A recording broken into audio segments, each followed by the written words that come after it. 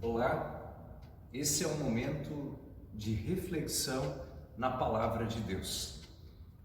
E por isso eu convido a pensar um pouco mais na Palavra de Jesus, escrita em Mateus capítulo 11, versículo 29. A gente quer pegar como base o versículo 25 ao 30 e destacar o 29 que diz: tomai sobre vós o meu jugo. E a pergunta reflexiva inicial é: qual é o jugo que está sobre a tua vida?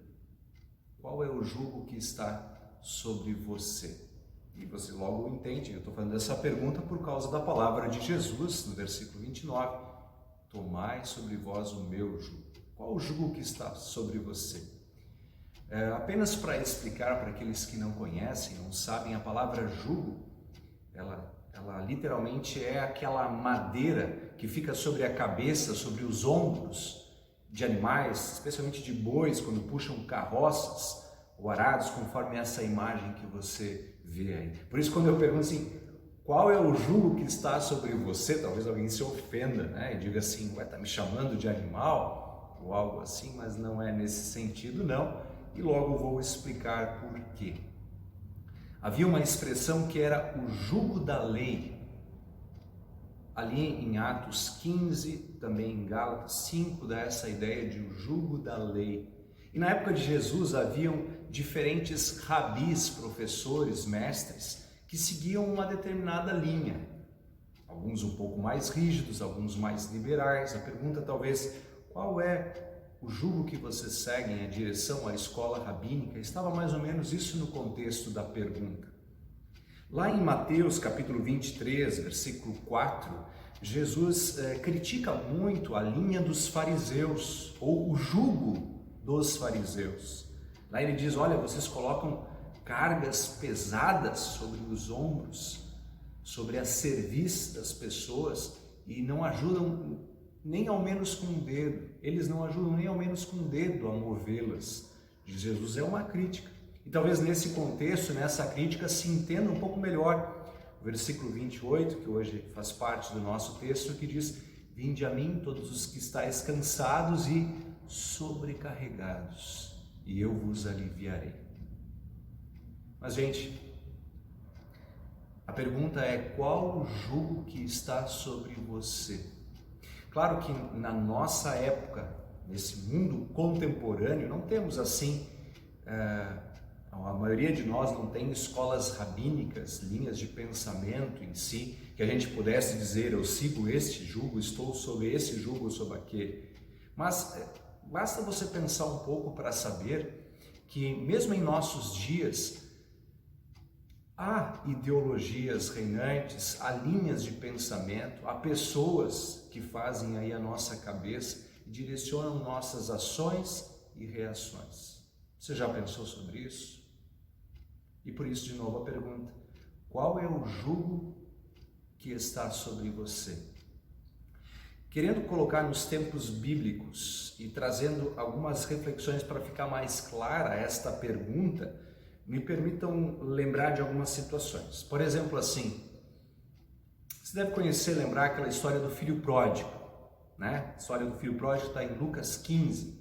Apenas lembrando, para aqueles que talvez não lembram detalhes, era um pai que tinha 2 filhos e um dos filhos, ele está cansado de cumprir as suas tarefas diárias, de trabalhar, ele quer viver a vida dele, ele quer ir para longe, quer fazer o que quiser, por isso ele pede a parte da herança e quando pega o dinheiro ele se vai e faz o que tiver na cabeça dele. A expressão bíblica é viver uma vida dissolutamente. Ele queria viver uma liberdade sem compromissos, o que se transforma numa libertinagem. Voltando à nossa reflexão, qual que é o jugo que estava sobre ele? Era essa aí, a liberdade, o prazer a todo custo e a liberdade sem nenhum compromisso, sem nenhuma tarefa. O final da vida, o ponto em que ele então se encontra depois lá entre os porcos, ele repara que nunca de fato foi realmente livre. Mas enfim, dando alguns outros exemplos. Você lembra lá do Herodes, existem outros reis Herodes, né? Mas aquele rei Herodes no tempo em que Jesus nasceu, quando ele soube, está lá em Mateus 2, que por meio dos magos vindos do Oriente, que tinha nascido um rei legítimo, um menino rei legítimo, e ele sentiu que isso poderia trazer perigo para o seu trono, o que o Herodes faz? Ele manda matar todos os meninos de até 2 anos para liquidar com este rei nascido. Voltando à nossa reflexão, qual é o jugo que está sobre Herodes? O jugo da busca pelo poder. Por isso, e para tê-lo, ele faz tudo, faz parte da identidade dele. Ele encontra sentido na vida através daquilo, encontra satisfação no poder dele.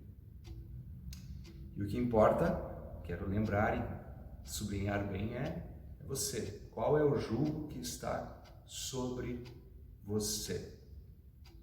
Eu quero trazer também outras reflexões, vocês pensando assim em algum outro personagem que pudéssemos aí ilustrar, lembrar. Você lembra daquele, a tradição oral chama ele de jovem rico, jovem rico. Engraçado assim, quando a gente lê os textos bíblicos em torno da história do jovem rico, por exemplo, Mateus 19, Marcos 10, Lucas 18, lá não diz assim que ele era um jovem, isso fala um homem, mas enfim, tem essa conotação aí, essa história, ou a gente chama de às vezes tradição oral, né, que identifica desta maneira, o jovem rico, não tem o nome dele lá. Mas lembrando para você que talvez não lembre os detalhes da história, ele é um cara muito presunçoso, que chega diante de Jesus e pergunta: o que devo fazer de bom para herdar a vida eterna? Aliás, ele começa dizendo assim: bom mestre, o que devo fazer de bom? Jesus já vai dizendo: por que está me chamando de bom? Bom mesmo? É só um que é Deus. Quer dizer, já estava contrastando com aquilo que ele se achava o bom da história. E Jesus, ao dar a resposta, diz para ele: tu conhece os mandamentos? Não matarás, não cometerás adultério, esse, aquilo e outro.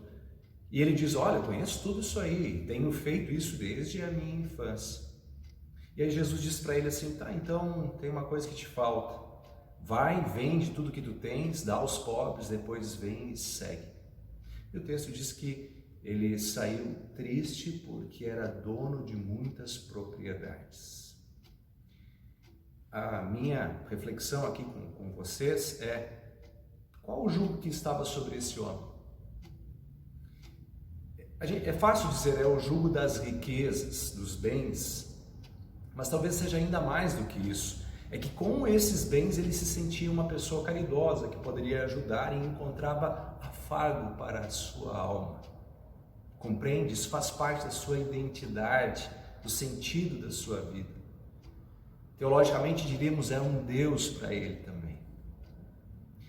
E aí volto para você e pergunto novamente: e você? Qual é o jugo que está sobre a sua vida? Lá em João capítulo 12, versículo 42 e 43, tem um texto muito curioso que serve também de importante reflexão. Lá está escrito que algumas autoridades dentre o povo creram em Jesus. Mas o texto diz assim que elas não confessavam isso publicamente por medo que os fariseus os expulsassem das sinagogas. E aí o versículo 43 diz assim: estas pessoas preferiam ser elogiadas por homens do que por Deus, diz na nova tradução da linguagem de hoje. Na Almeida diz assim: gostavam mais da glória dos homens do que da glória de Deus. Qual é o jugo que está sobre estas pessoas? É o jugo do status, ainda que religioso, um lugar na comunidade, ser de uma liderança, ter o seu banco na sinagoga, faz parte do que eles são, e eles não conseguem abrir mão disso. Torna-se também um Deus para eles. Esse era o jugo deles, o status, a glória, o elogio. E aí a pergunta volta para você, volta para mim: qual é o jugo que está sobre as nossas cabeças? Eu queria lembrar para você que é o Senhor Jesus quem se apresenta e diz: tomai sobre vós o meu jugo e aprendei de mim. E ele fala então numa vida leve e num alívio, num descanso para a alma. E por que ele diz isso? Porque na verdade, pessoal, em algum ou outro momento, por mais que a gente se iluda, a gente chega num momento em que as nossas buscas, a nossa direção a partir do jugo que está sobre nós, cai ou num vazio existencial ou numa sobrecarga. E ali nós identificamos então que estamos no caminho errado. Talvez você possa pensar, se achar muito descolado, livre de qualquer situação, mas não é bem assim. Sempre alguma coisa direciona o teu viver. Ou é em Cristo, na sua graça e no seu amor, ou em outras muitas coisas. São os outros muitos pequenos e falsos deuses. E aqui eu estou identificando, até indo um pouco mais longe do que o texto fala em si, mas para trazer esta reflexão sobre que jugo está sobre nós. Às vezes, situações de crise intensa, até mesmo como essa pandemia que estamos vivendo, nos ajudam a refletir e pensar melhor. Especialmente quando algumas situações nossas são mudadas. Quando nós já não conseguimos mais o sustento como antes conseguíamos, o sucesso que antes conseguíamos.